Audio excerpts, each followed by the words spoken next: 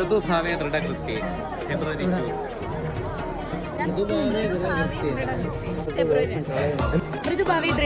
February 2. Mridubhave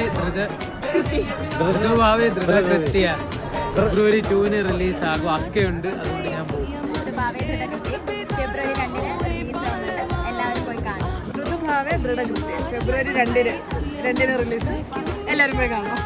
Mridubhave February